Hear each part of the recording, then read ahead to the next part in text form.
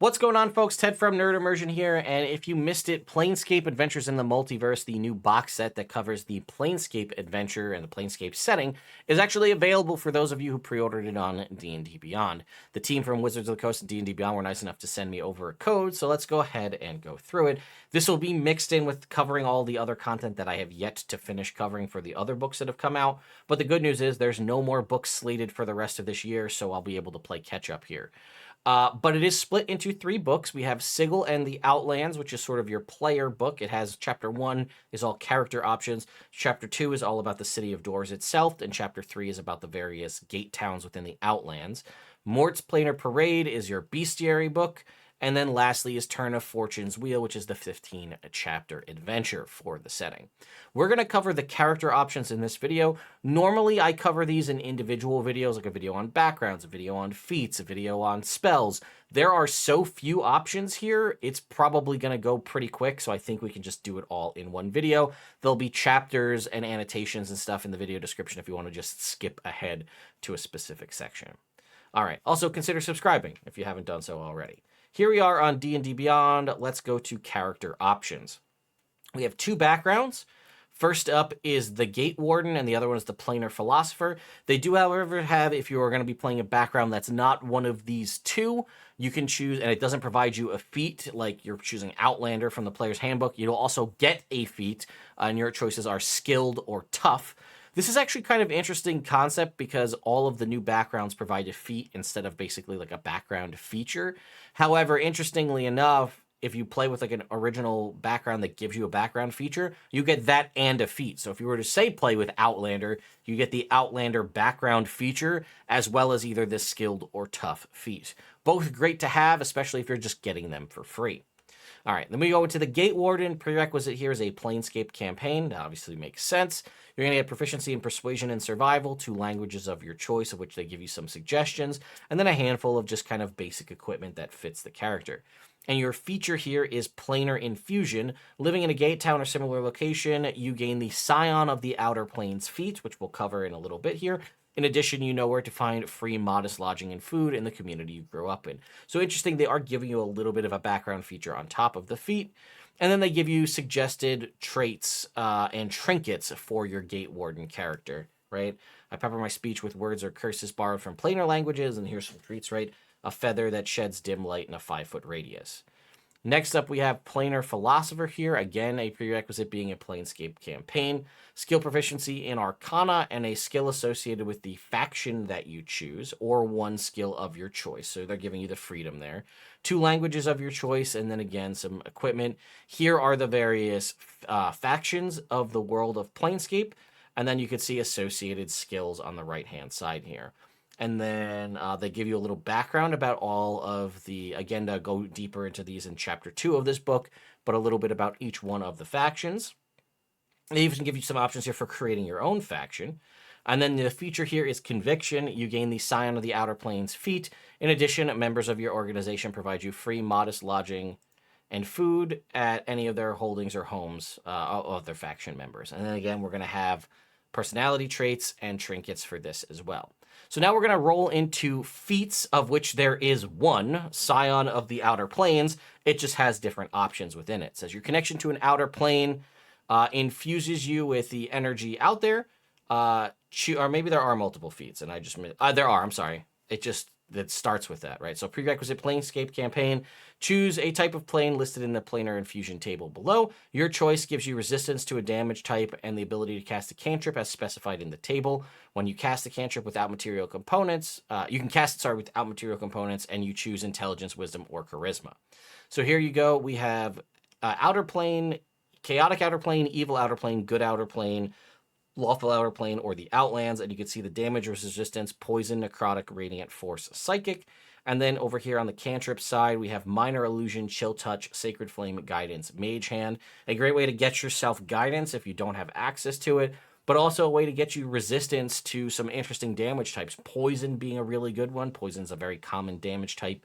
Necrotic would be nice. Psychic's kind of rare, as is Radiant and Force. So these are all good options for you picking what you want. Again, not bad to start with an extra resistance, especially if you pick a race that gives you a resistance as well. You can have multiple. Then we have Agent of Order, which is a requires you to be 4th level and have the Scion of the Outer Planes feat with Lawful Outer Plane here, the Force Guidance one here.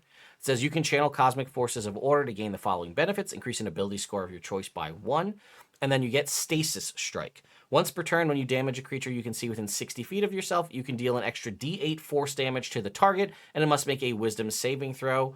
As spectral bindings try to ensnare it. On a successful save, the target escapes. On a failed save, the target has the restrained condition until the start of your next turn. These bindings manifest as chains or some other symbol of stasis. You can use this benefit proficiency bonus times per long rest. So this is really nice. It's when you damage a creature within 60 feet of you, so you're not going to blow this and use it by accident. You're going to do an extra D8 of force damage, which does feel like it will benefit from crits, as far as I can tell from this, so it would be 2d8 if you decide to wait. It's a Wisdom saving throw based off of the spellcasting ability modifier you chose when you took Scion of the Outer Planes. And again, on a success, it's still going to take the extra damage regardless, and the restrained condition is very powerful, granting you advantage on attack rolls against it as well as your allies, and it's until the start of your next turn, so if you have multiple attacks, that'll come through. Also, potentially, if it's once per turn, you can do this, so this will work on opportunity attacks. So potentially if an opportunity attack triggered, you could do this and then go into, but then if it's the start of your next turn, you're going to lose it. But consider that it will work on your turn and potentially opportunity attacks. Baleful Scion is the same kind of thing. You're going to notice this here, except this is for the Evil Outer Plane variant. Again, increase an ability score of 1 up to 20. Once per turn, when you damage a creature you can see within 60 feet of yourself, you can also deal necrotic damage to it. The necrotic damage equals a d6 plus your proficiency bonus, and you regain a number of hit points equal to the necrotic damage dealt. Proficiency bonus times per long rest. So this one gets a little bit more static because it's adding your proficiency bonus into the damage. You also get to heal from it, which is nice. Again, based on this, I think if it would work on a crit, that's actually more healing for you, which is nice. We have Cohort of Chaos, which is the chaotic version of this. Again, ability score increase. When you roll a 1 or a 20 on an attack roll or saving throw, the magic of chaos flows through you. Roll a d4 and consult the Chaotic Flares table. So it's kind of like a mini wild magic almost. So a 1 or a 20 on an attack roll or saving throw. Here we have d4. A 1 is Battle Fury. A creature of your choice you can see is filled with Reckless Fury. It gets advantage on attack rolls and disadvantage on ability checks. The flare lasts until the end of your next turn. Disruption Field. Every creature that starts its turn within 5 feet of you or moves into that area for the first time on a turn takes a d8 force damage. Unbound. When you move, you and some or all of your walking speed to teleport yourself once, along with any equipment you're wearing or carrying, up to a distance, up to the distance used to an unoccupied space that you can see. So you can use some of your movement to teleport or just walk. And then Wailing Winds. Winds swirl in a 15-foot radius centered on you. You and any other creatures in that area have disadvantage on a Wisdom saving throw. So it depends on what you roll there. Outlands Envoy. This is the Outlands version of this feat. Again, the increase of an ability score of your choice. This one's really powerful. You learn Misty Step and Tongues. You can cast each spell once with this feat without expending a spell slot and must finish a long rest before you can do it. When you cast Tongues using this feat, you require no material components. You also cast these spells with any spell slots you have. The spellcasting ability modifier is the one chosen when you choose Scion of the Outer Planes. This might be one of the best. You're getting 2 free spells per day, right? Misty Step being a bonus action, and Tongues, again, being a spell that you may not use all the time, but when you need it, it's very useful to have. It doesn't require the material components for Tongues. You get both of those once a day for free, but if you have spell slots, you can choose to cast them with those spell slots as well. This is pretty nice. We have Planar Wanderer. This one is not tied to any specific plane. You just need to have the Scion of the Outer Planes feat. Whenever you finish a long rest, you gain resistance to either acid, cold, or fire damage until you finish a long rest. And then you also get the Portal Cracker ability. Your experience with portals allows you to open a portal without a key. As an action, you can concentrate on a portal you're aware of within 5 feet of yourself and make a DC 20 Arcana check. On a failed save, you take 3d8 psychic damage and can't use this benefit on that portal again until you finish a long rest. On a successful check, you can force the portal open or closed for 1 hour. For that duration, the portal doesn't respond to its portal key unless a creature employing the key succeeds on a DC 20 Arcana check as an action. And then also Portal Sense. You know the direction to the latest planar portal you used while you and the portal are on the same plane of existence. Moreover, as an action, you can detect the location of any portals within 30 feet of you that aren't behind total cover. Once you detect a portal with this action, you can't use the action again until you finish a long rest. So this is really tapping into the concept of being somebody who does a lot of planar travel, right? A resistance to a damage type, again, very common, especially in the outer planes and different areas. Acid, cold, or fire, you choose. The ability to force shut or open a portal is huge, and then also the ability to find them. And then lastly, Righteous Heritor, which is the good outer plane version, increase an ability score of your choice by 1. And when you or a creature within 30 feet of you takes damage, you can use your reaction to reduce that damage dealt by a d10 plus your proficiency bonus. This is definitely nice, especially if you're a class that doesn't have a consistent use for your reaction. For magic, we only have 2 spells, Warp Sense and Gate Seal. They are both Sorcerer, Warlock, Wizard spells. Gate Seal up first here is a 4th level spell. Casting time of a minute, range of 60 feet, lasts for 24 hours. You fortify the fabric of the planes in a 30-foot cube you can see. Within that area, portals close and can't be opened for the duration. Spells and other effects that allow planar travel or open portals such as gate or plane shift fail if used to enter or leave that area. The cube is stationary. When you cast this with a spell of 6 level or higher, it lasts until it is dispelled as opposed to just 24 hours.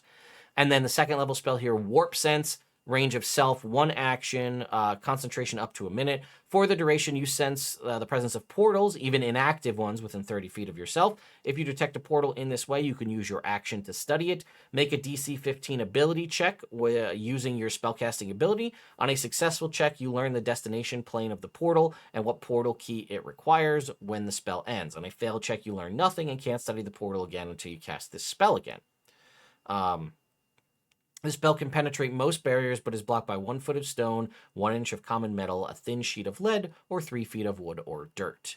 And then lastly, we have the magic items. We only have 3 here. We have the Mimir. If you are a fan of our Great Modron March campaign, you'll know that the original Great Modron March campaign with the Mimir actually came with a CD that had audio tracks that when you asked the Mimir certain questions would play those audio tracks, which is pretty cool. It's really one of our favorite parts about playing that campaign. Everybody loves that. So this skull-shaped device is filled with knowledge. It weighs 5 pounds, covered in subtle etchings. As a bonus action, you can toss the device into the air, whereupon it floats at a distance of a d3 feet from you. While the Mimir is floating, a creature other than you can use an action to grasp or net the device, either by making an unarmed strike against an AC 22 or an acrobatics check of DC 22. You can use your bonus action to seize or stow it. It has AC 22, 25 hit points, etc. But what does it do?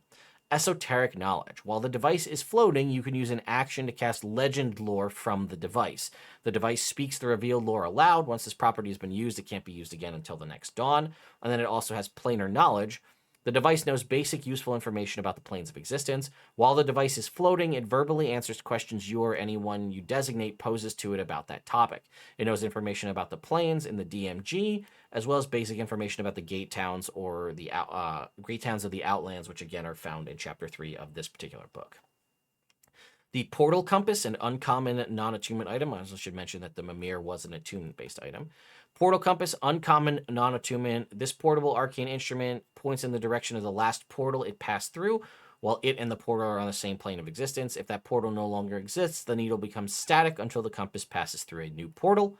And lastly is the uncommon non-attunement magic item, the Sensory Stone. As an action, you or a willing creature you designate can touch the stone and experience the sensation as if it had happened to the designated creature. The illusory experience is fleeting and harmless, however real it might feel in the moment. Record sensation. You can use your reaction to record a short sensation lasting no longer than 6 seconds experienced by a creature of your choice within 30 feet of yourself, infusing the essence of that experience into the stone. This replaces any essence already in the stone. And then siphon sensation. As a bonus action, you can draw on the stone's magic to end the charmed or frightened condition on yourself, destroying the stone in the process. So again, it's kind of almost like a pensive kind of psychometry thing. You're forcing a sensation into there that somebody else can experience, or again, you can just use it as a consumable to end the charm or frightened condition on yourself as a bonus action. So all in all, some cool stuff. The backgrounds are kind of meh to me, in my opinion. They do all now come with a bonus feat. The feats are really interesting, especially if you're into a planar-based campaign. being in the Great Modron March campaign in, again, it's on hiatus at the moment, but playing in it, a lot of these would be really interesting feats for our characters to either earn or to have taken because we're so steeped in planar travel, traveling around. So we have the Mimir in the game, although it's a homebrew version of it as opposed to the version that you see here. Some of these other stuff would be really useful for us to have. So very cool stuff all in all. The spells, again, the spells in this book are very reminiscent of the spells in Spelljammer, which the options were cast an air bubble on yourself so you can survive in space, or generate a spelljamming helm so you can fly the ship. That feels very much the same with these spells, which is warp sense where portals are, or block planar travel. I would like to see more. I think there's a really great opportunity for super interesting and unique magic items in a Planescape setting, and we're limited to just these 3 new ones. Now, that's not to say that's the only magic items in this game. There are other very interesting and unique things from common to legendary magic items contained in Planescape. 1, I don't want to spoil them, and 2, those items exist in other books already. But I don't know. Let me know your thoughts and opinions on the character options here in Planescape. Like I said, I think it was worth just condensing these all down into one video, and you'll just jump ahead where you need be. One of the next videos will likely be, we'll talk about some of the monsters. We do have to finish up the monsters from Bigby's, as well as the monsters from Phandelver, and then we'll jump over here as well. So, again, let me know your thoughts and opinions in the comments down below, and I'll see you all next time.